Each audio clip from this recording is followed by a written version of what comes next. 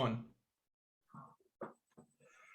Hello and welcome to all of the poor souls that have decided to tune in to yet another episode of Man Buns and Jesus. You sound so defeated already.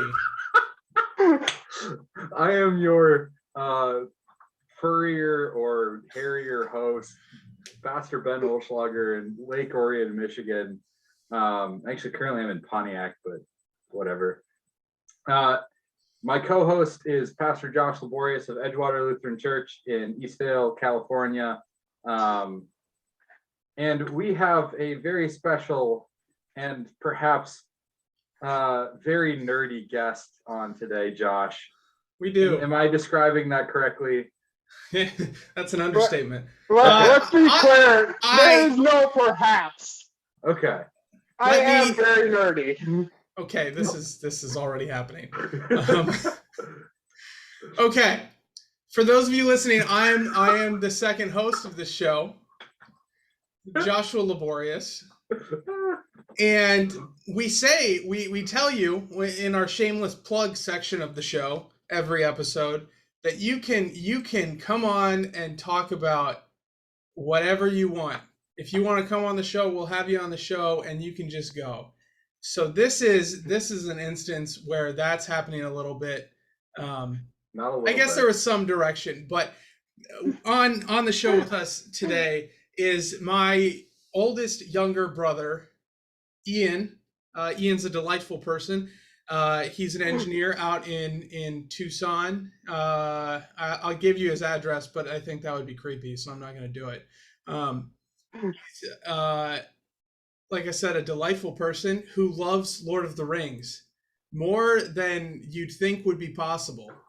We had a conversation yesterday where he was telling me about his tentative plans to dedicate an entire bookshelf just to his Lord of the Rings book. And you might say, aren't there only 3 Lord of the Rings books? No, there are not. There are so many books, and he has so many of them. I think, and I share an Amazon account with my lovely brother, and every time I go on and look at my order history to help sort my budget out, there are like 4 new orders for brand new Lord of the Rings books. So there are a minimum of 21 books relating to Middle Earth and Lord of the Rings. So that's there might be more that I have not found yet. So, and by that introduction, if you haven't guessed already, that's what we're talking about today. A very, very, very, very, very small sliver of the Lord of the Rings. And if you haven't seen the movies, which for the Lord of the Rings, I'd say, they're not the books, but they're pretty darn close. They do an excellent job. If you haven't seen the movies or read the books, pause, go educate yourself, come back, listen to the podcast. Within that pause, don't just watch the regular versions of the movies. Always extended edition.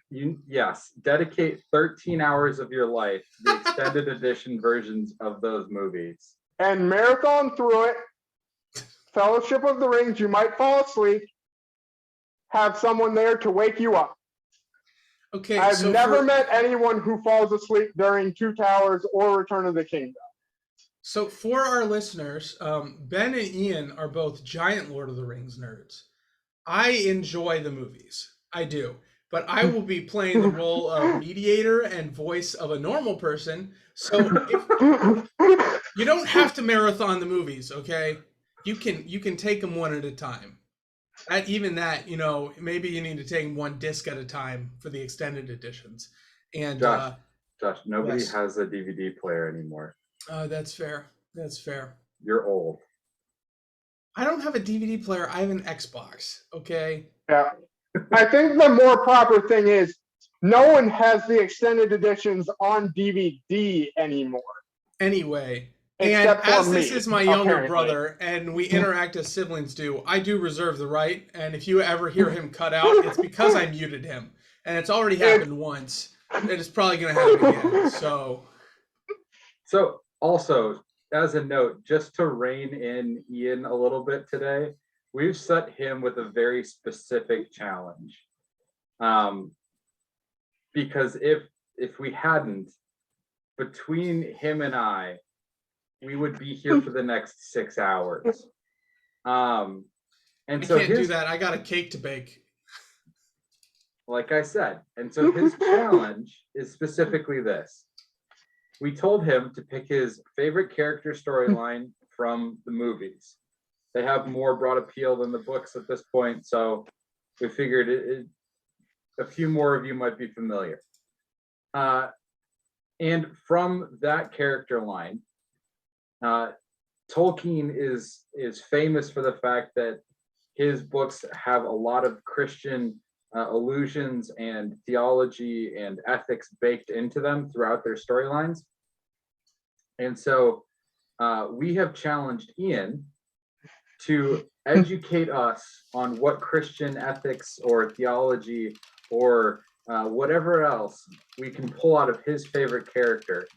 And so, Ian, as dangerous as this is for me to do, where are we going today?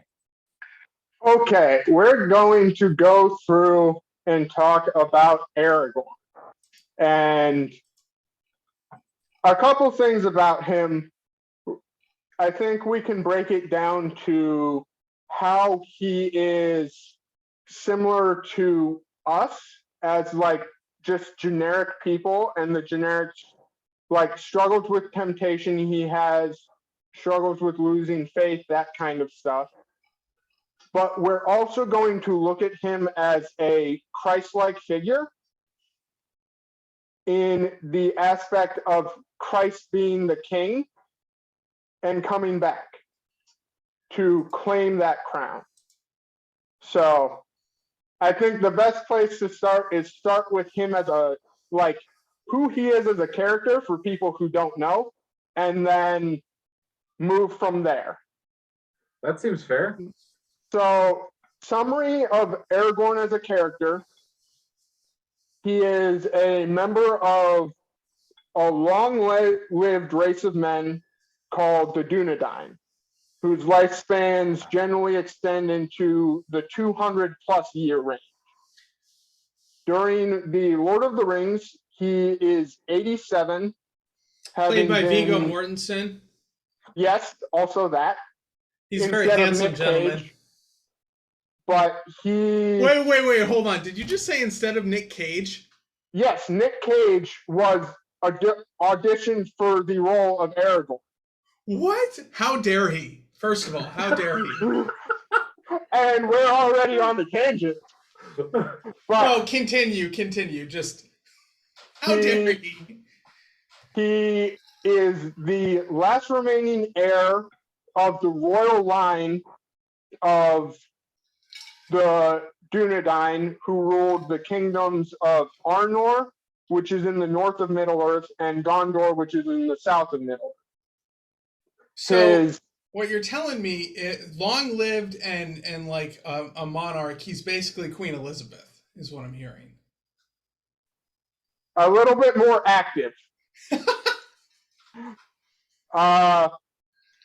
His parents both died, and he was raised by elves with the knowledge of his heritage and the lessons learned from that. And he follows through. He is a guide through the Fellowship of the Ring for the ring bearer Frodo and the party after Gandalf dies in Moria.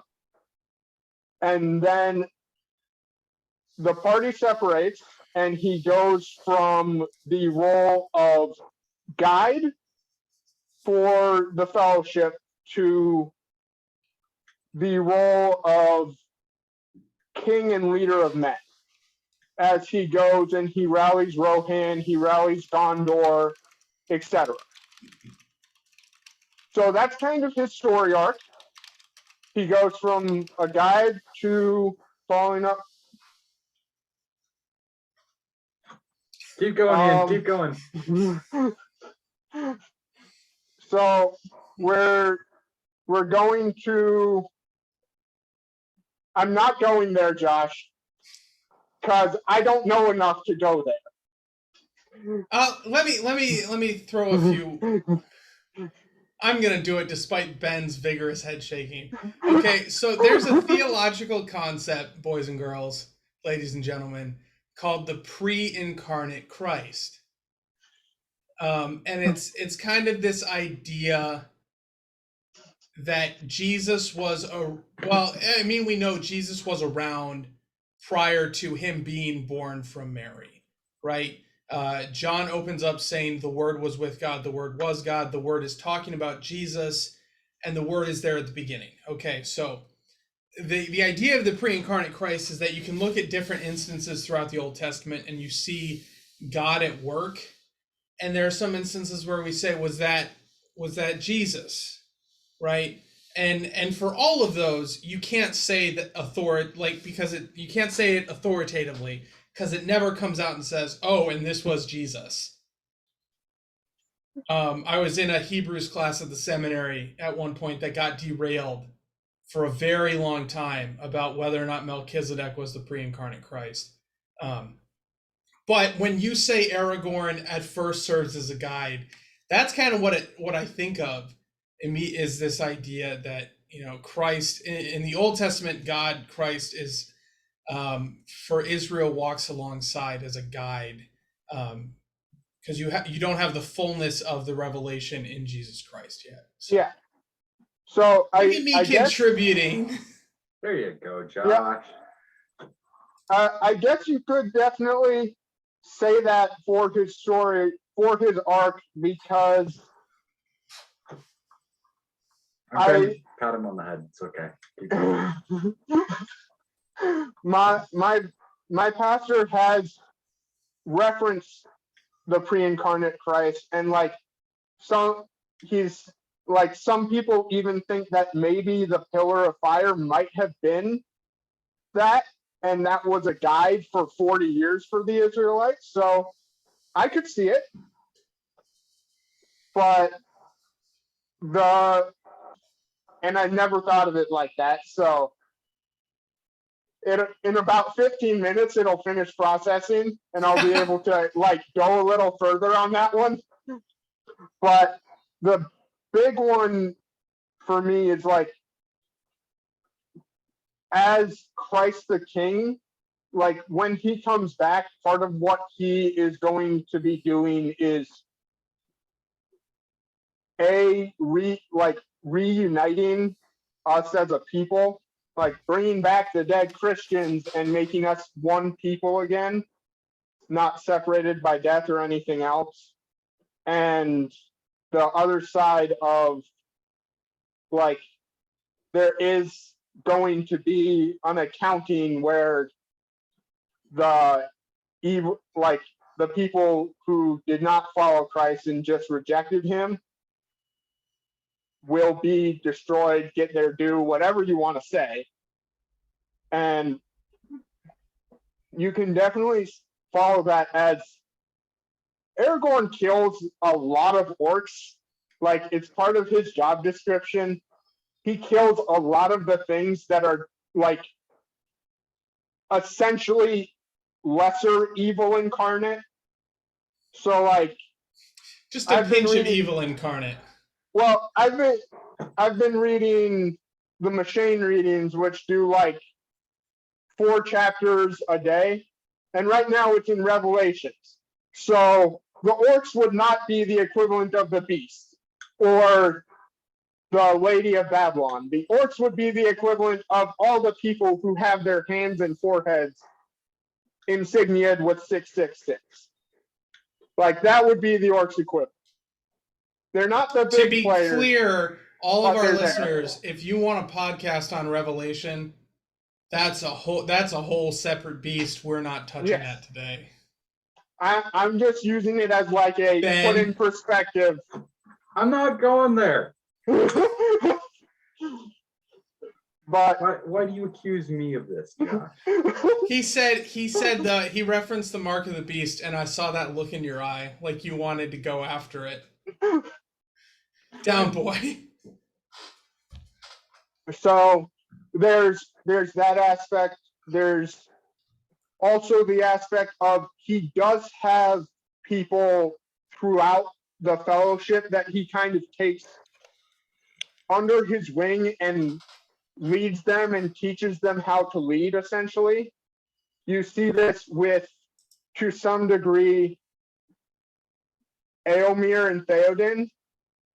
Especially in the movies, you have Theoden at a point despairs at Helm's Deep, where he's like, we've lost, it's done.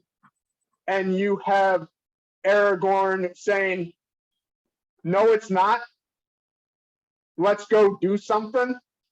And then you get the wonderful ride out scene that makes everybody happy. But in that, you kind of get what Jesus does with his disciples, where, like, specifically Peter is what I'm thinking of, where he despairs, he rejects Jesus 3 times. When Jesus comes back, he pulls Peter back into the fold, gives him hope, gives him that spirit of God to do what he needs to do, essentially. So there's that to a degree. You also have the descent through death that you see. Aragorn goes through what's called the paths of the dead with the Oathbreakers, the people who are suffering a living death because They're scary green ghosts in the movie. They swore an oath to be there when called upon, and then when called upon, they went and hid in the mountains. And then what army? This one. Yes. This one. Yes. Got him. I want to take a second because I think a lot of the things you've brought up are really, they're excellent illustrations, and I think this is a hot take, but I think the way the movie represents them is kind of, for the purposes of imagery and connecting it to the work and person of Christ. I think it's probably even better than the books, right? Because it gives you a more or less universal image you can point to. And I'm thinking specifically when in the final battle, we're talking, Aragorn's leading the people of men, he's leading all the free dudes people out. He's leading the dudes out to go fight Sauron, or Sauron's army. And I'm just thinking how they portray the ultimate victory, right? Where the ground kind of like shatters and swallows up all of the bad guys without touching the good guys. I think that's a powerful image for how we can think about Christ as victor. Yeah. Ultimately, because like even in the individual sense, like everything that is evil and broken and imperfect about each of us will be removed, but he's going to leave the parts that he has sanctified. Yeah. Which I would have gotten there. I'm slowly going through the pack here. I'll just shut up. Man, you look like you have something to say. Yeah, let's circle back even a little bit. I think one of the things that I find, I don't know, very Christ-like about Aragorn's character in the movies, especially, initially, you find out in the first couple movies that he wants very little, if nothing, to do with being king. So in that way, he's like laid aside that aspect of his life, his chance at glory and power, for the sake of serving in the fellowship, being a guide, being a uniter of the free men. And so in that way, there's a lot of parallels between his willingness to lay aside his glory, to humiliate himself, theological term, not the way that we think about it in I mean, also English, the way, I mean, yeah, a little bit, yeah. like, he's looked down upon by the people in Bree, and True. they're people in Bree. True. Like, To what have clarify they for ever everyone, done? what Ian is trying to hint at is the people in Bree are like dumb rednecks, and they look at Aragorn and they're like, "That guy's a punk." Yeah, basically. So like he is taking on this servant king role from the beginning. And there's a lot of very Christ-like parallels to that. And as you were starting this, I was a little dubious about Aragorn's Christ-like nature, because the easy parallel in the Lord of the Rings for a Christ-like Is figure Gandalf. is Gandalf. On the third day, look to the east. Okay, yeah. Gandalf. That's almost a quote from Revelation. That's how exactly, close that is, right? Or I mean, the actual book quote might actually be a quote from Revelations. Like, I guess you can't plagiarize the Bible. There are some things in the Lord of the Rings that are just like straight. I read this in the Bible somewhere. Anyway, yeah. So I just want to throw that in there. I think like there's a level of Aragorn as a humiliated king that even builds on that character premise. Now, I got a question, and I don't know. I don't actually know where I want to go with this. So if you want to just ignore it, we can move on. But when you were leading up to this idea of, Christ dies and 3 days later he rises from the dead and he kind of signals his victory over sin, death, and the devil. And you connected that to Aragorn as he walked through the paths of the dead. Yes. But before you said that, the immediate place my head went was when he falls off the cliff. Everyone thinks he's dead, and he rolls into Helm's Deep a few days later like, "What's up, guys? By the way, there's a giant army over there." I mean, yes, but I mean, in neither instance is he actually dead, which I think is the problem, because Jesus actually died. But yes, and this is so. There's another thing with the paths of the dead that I'm going to post something from the book because it kind of puts it into perspective, is that it was called the paths of the dead for a reason, in that unless you were the king and heir of Gondor and Arnor, you would not make it through, because there's actually a Prince of Rohan that at one point tries to use it as like a shortcut to get to Gondor. And they actually run across his skeleton because you can't make it.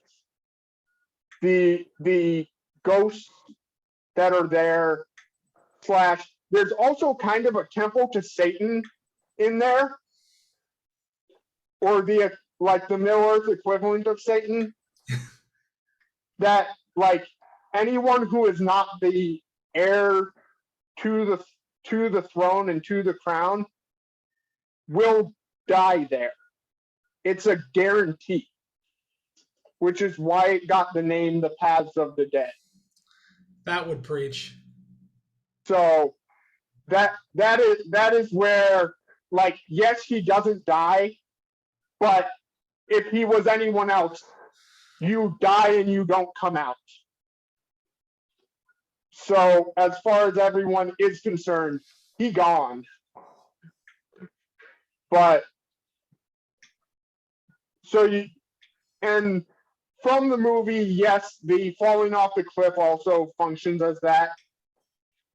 Because in his showing up, he also is essentially a savior. Because if he didn't show up and say, "Hey, there's an army coming," they would not be prepared, and they would have been even more wrecked than they were. So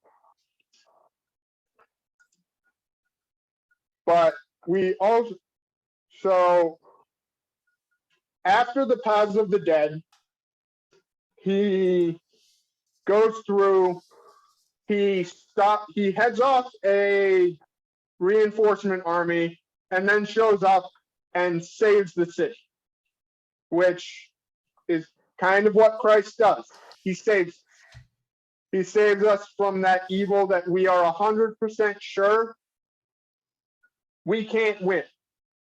You have in the movie, even with Rohan showing up, you have a almost guaranteed loss because Rohan can't beat giant elephants. It just won't happen. They can try and they can take down a couple, but they're not going to win. And Gondor was already up to like the 4th level, which means they're also kind of screwed. Because that's 3 levels left and not a lot of soldiers for those levels. So you have him being that savior for the battle for that battle as well, where he is who comes in and brings that hope, that salvation.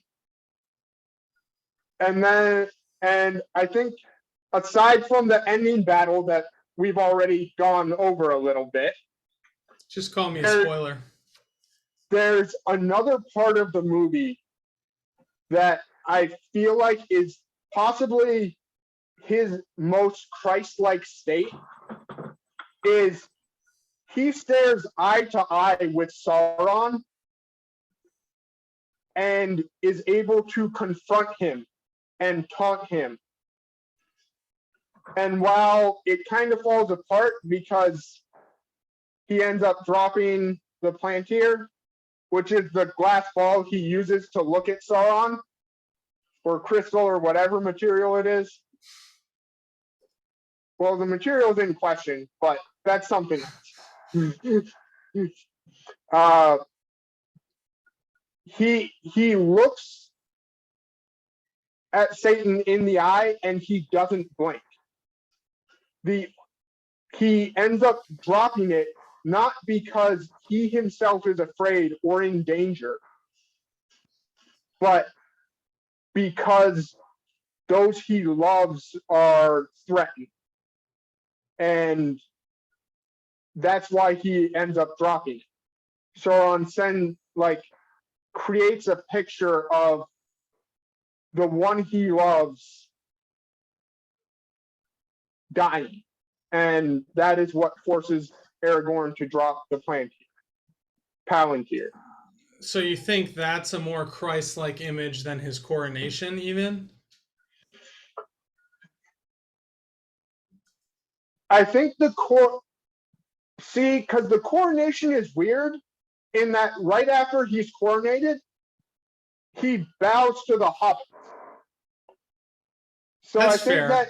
that kind of messes up that image. In that when Christ is king, he's not bowing down to anyone.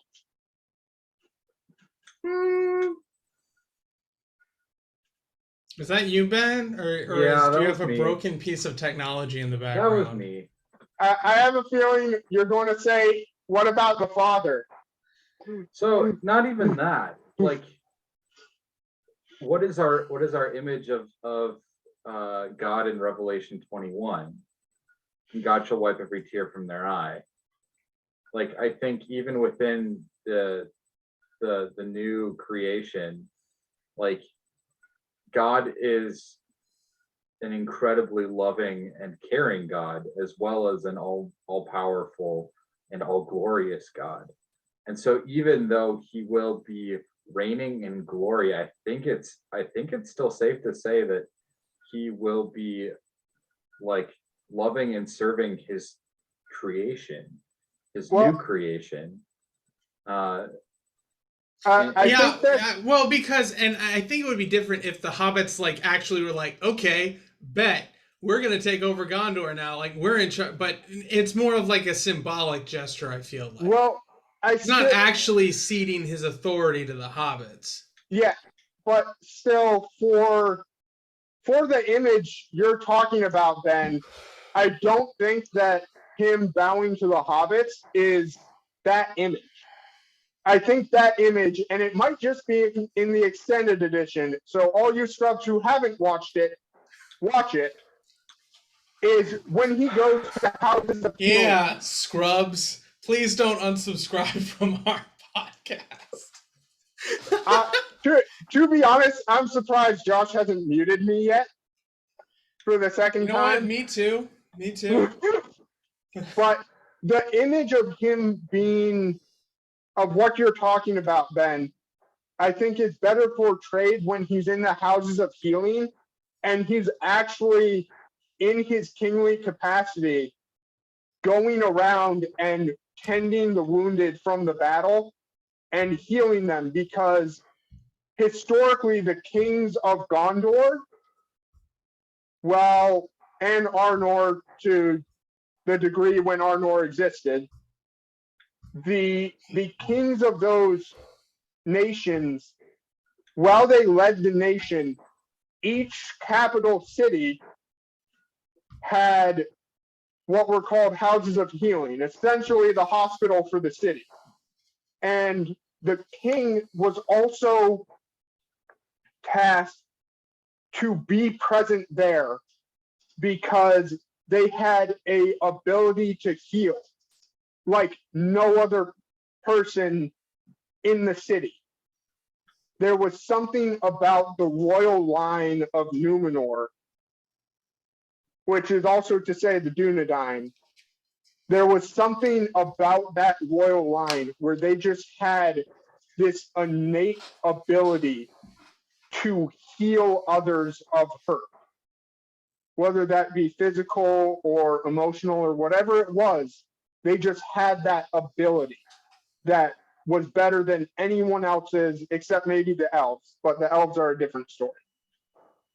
As far as humans go, they were the greatest healers there were. So I think I will cede you this. Aragorn is definitely far more of a Christ figure than I think I initially gave him credit for. But you are also talking to the person who, like, if you're going to pick one person in the world who's going to put Aragorn in the best possible light, his fair. name is Ian Laborious. This is true. Aragorn is so much my favorite character of the Lord of the Rings. Now, if you extend it, there's some people from the Silmarillion I actually like better. That's against the rules. Let's bring it back. All right. So before you unmute him, let's. At the beginning, you were talking about how the two things that you note as things that like we can draw theologically from Aragorn's character were, one, his very Christ-like tendencies, which I think you've done a really good job of exploring. But two, the way that he faces temptation. And I'm almost wondering if that's maybe not an extension of his Christ-like character. Jesus is like one of the early acts of Jesus's ministry, depending on which gospel account you're reading. Usually, the 40 days in the wilderness. Exactly, where he's faced with some of the greatest temptations known to mankind. First, the temptation to put his own needs above those of the world around him. Then the temptation to have power, and finally the temptation for glory. And Jesus passes those tests. But do you see parallels to those in Aragorn's story in the way that he's tempted throughout his path? I'm thinking especially of when he briefly holds the ring of power, and like sees all of that flash and then immediately kind of like goes, that'd be fun, but I can't be doing this, hands the ring to Frodo again. Yeah. Do you see other parallels like that between Christ's temptation and Aragorn's? I definitely see it. My thought went straight to at Amon Hen when in the movies Frodo offers him the ring, and he just closes Frodo's hand back around the ring and says, "I would have gone with you to the end," and then sends Frodo on his way and covers his back. I definitely see that parallel. And as I think about it, there's also another parallel, I guess, and I think it falls into, right, Christ became like us and experienced what we had, like what we experienced, but he didn't fall like we did. He doesn't fail at that. So you have the temptation. And another thing Aragorn does numerous times throughout the movies and even and in the books is he weeps. He gets to the point where he is broken. When he finds Boromir barely alive, you see him break at the loss of a friend and a comrade. When Gandalf dies in Moria, you see him weep, you see his sadness. But I guess this is where there's a distinction between his like how he's like us and how he is Christ-like is he doesn't let that sadness overwhelm him. He isn't completely broken by it. It's there and it's visible, and he doesn't try and hide it and say, "Oh, this isn't a problem." But he has a job to do. And this is especially after they get out of Moria, Gandalf is dead. You have everyone crying, you have everyone broken.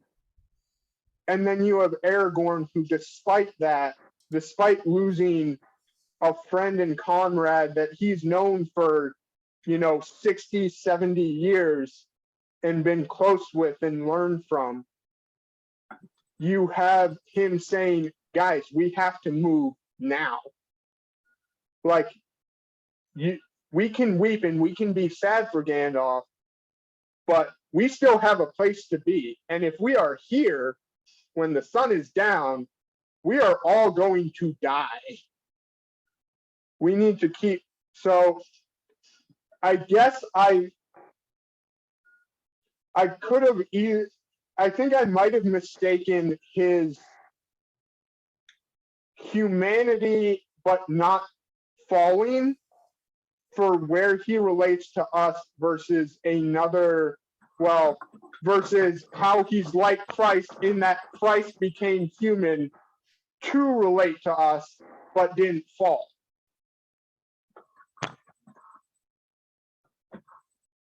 So I can definitely see where personally I mixed those up.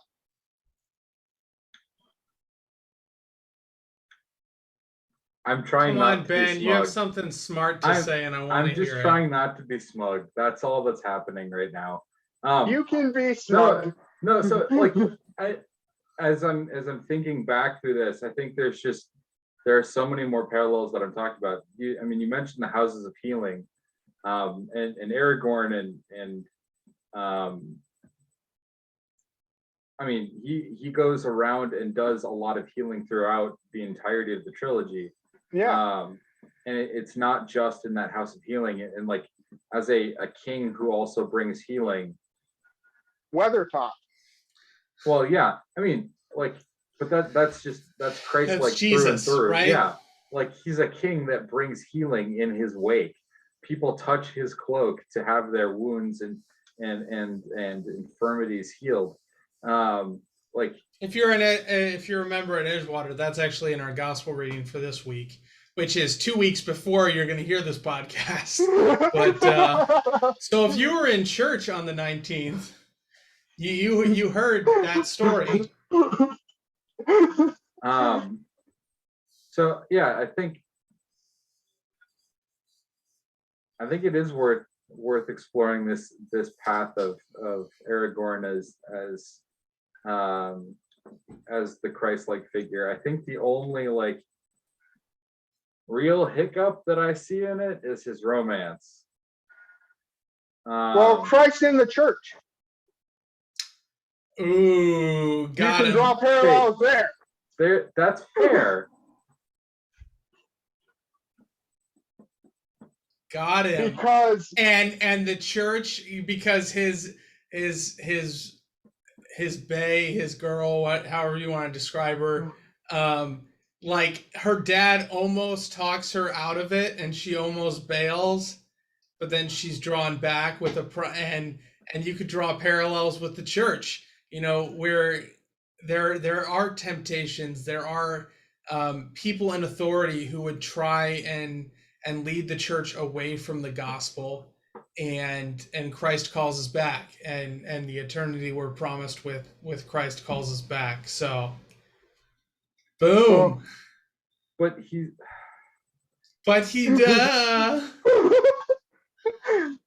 well, I guess the exception I would make, and I read the books a very long time ago, so I don't remember if there's any details. Does he ever reciprocate with the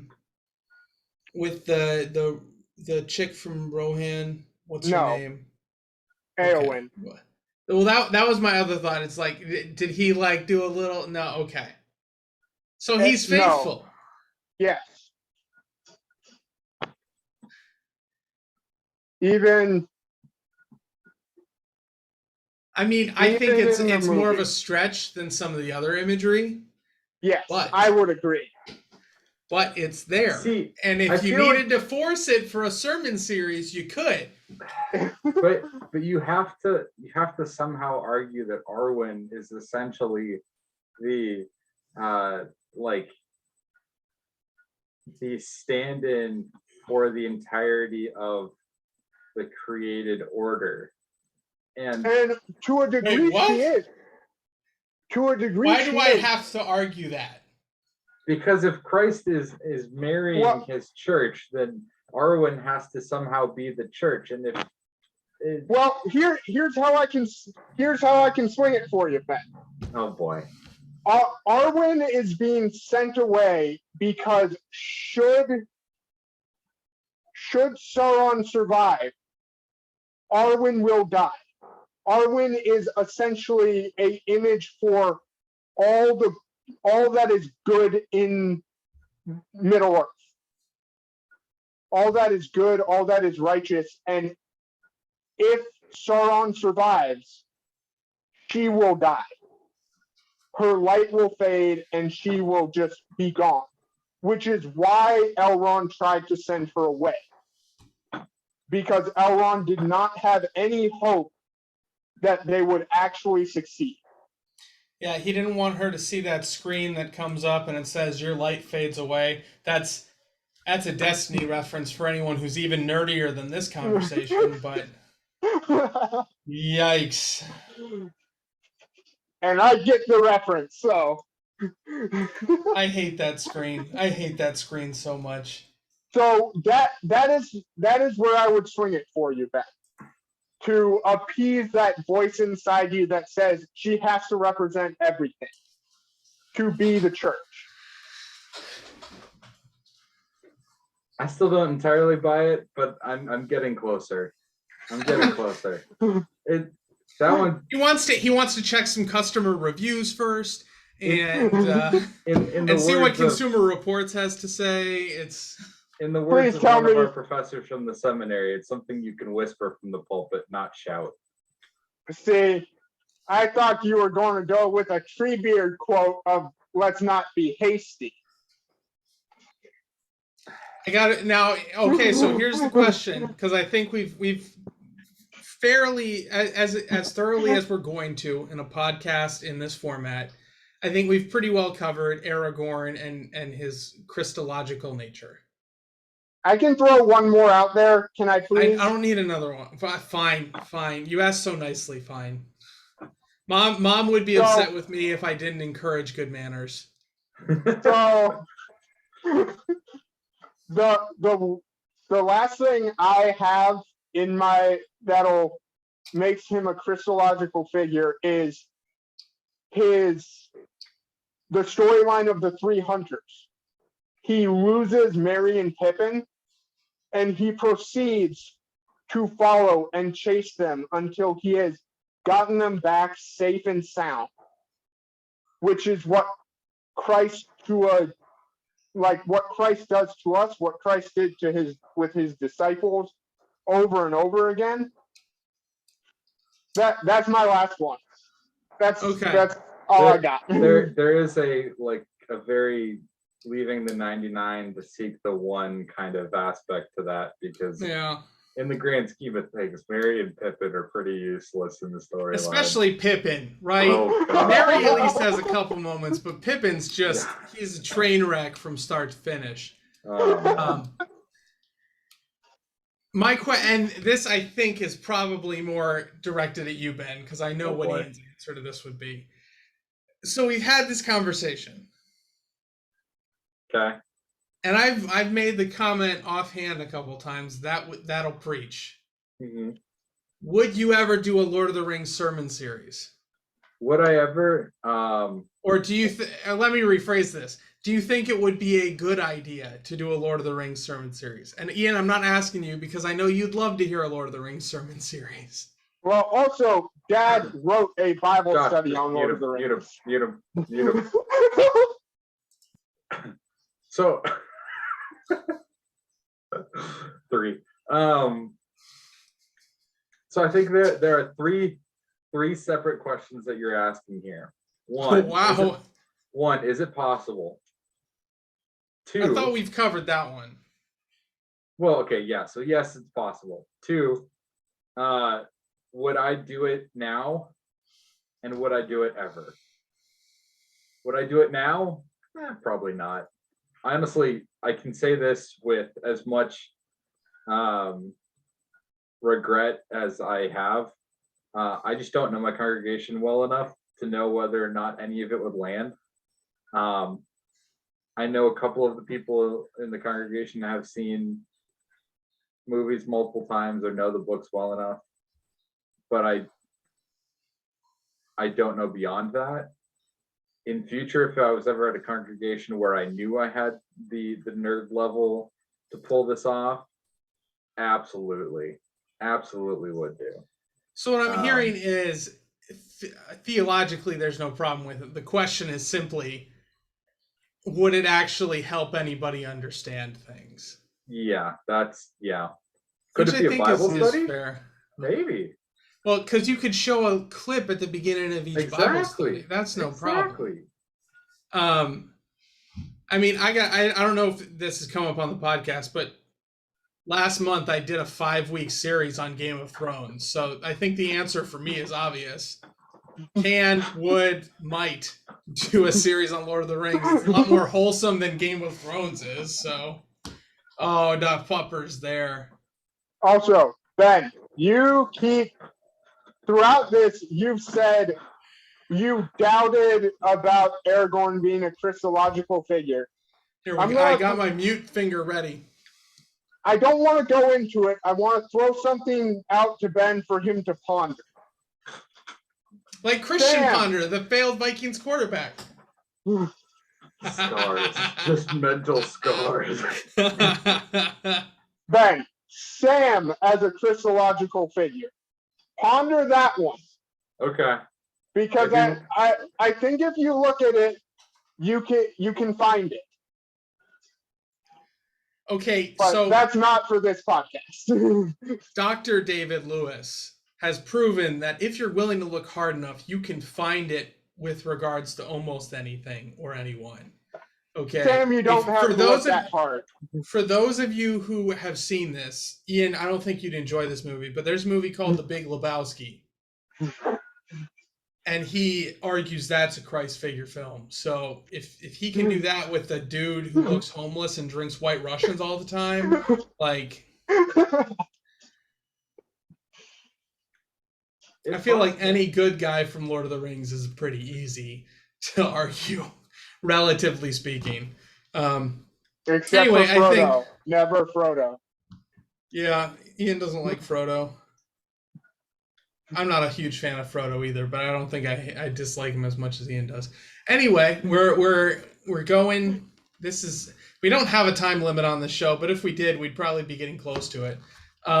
So I think it's an appropriate time to ask for takeaways, and this is just one thing. If a listener has put up with us thus far, what do we want to walk away with? And I'm gonna take the first one because I don't have the same knowledge base to pull something out as you guys do. And my takeaway is, if you haven't seen The Lord of the Rings, you need to watch Lord of the Rings. That's your takeaway for this podcast. It'll teach you something about Jesus. So watch it. Ian, what you got? I'll go last. I knew this was coming, and I still didn't really think about it too much. I think my takeaway is, after you've watched the movies, from Josh's takeaway, there are things you can see in those Christ-like figures that reading the Bible, you might not really be able to wrap your mind around how you can do that. And in watching the movie and us pointing out places where you have Christ-like actions, maybe look at that and think about how you could do something like that in your life. Go slay a Balrog and summon an army of the dead. That's what I just heard. Yep, that's my realistic takeaway. If you can manage it, catch it on video, because I want to watch that happen. Let's say, Ian, if I find a Balrog, I feel like we're all just in huge trouble. Because to my knowledge, we don't have any magic to fight it. It's just going to lay waste to the world. We're dunsies. Go ahead, Ben. But anyway, I think my takeaway, it's not necessarily related to what we talked about today, other than it's kind of indirectly related. And that is, like, it's important for us to remember that what we hold to in scripture, what we hold to in our traditions, what we hold to in the Christian faith is based on a story. It's a true story, but it's a story. And as we look at stories, whether it's the Lord of the Rings or Downton Abbey, I think there's a new Downton Abbey movie out. Like, whatever your genre preference or story preference may be, don't be afraid to see parallels between the Christian calling that we have and the story of everything that we experience as Christians. Because when you see those parallels, when you see those analogies, they become connection points for you, and they may become connection points for others when you are trying to share that story of Christ with those who need to hear it. So don't be afraid to engage in stories and parallels and analogies, as long as you find them profitable for proclaiming. Well, I mean, even a dumb story can have profit for proclaiming the reign and life of Christ. But like, if it is profitable, yeah, use it. Go for it. Enjoy we should have led with that takeaway to justify this whole thing. You know what? It took me 45 minutes of us talking about Lord of the Rings to come up with it. So this is why we planned nothing.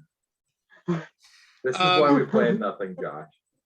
So for your own personal plans, your plans to pray, as they were. What a Just transition.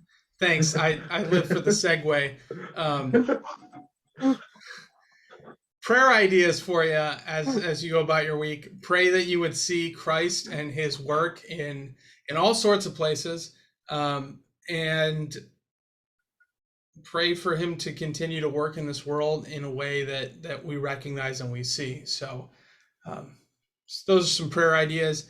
And shameless plug time. Obviously, we referenced it earlier in the show, so now we have to do it.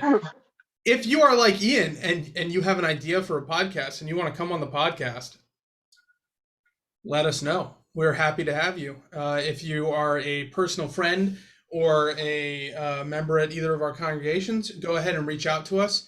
Obviously, we do this on Zoom, so you don't have to be near either of us to do this. Just reach out. And if you listen to the show and you have no personal connection to Ben or myself, that is totally fine. Also really cool. We have a Facebook page. We don't put a lot of stuff on it. It's mainly just there. So if you want to send it a message with a desire for a topic or a desire to get involved, you can do that. And as always, you can subscribe to us on whatever your favorite podcasting platform is, whether Except that's Pandora. Except for Pandora. So Spotify, iTunes, or Apple Podcasts, I think is what they call it now.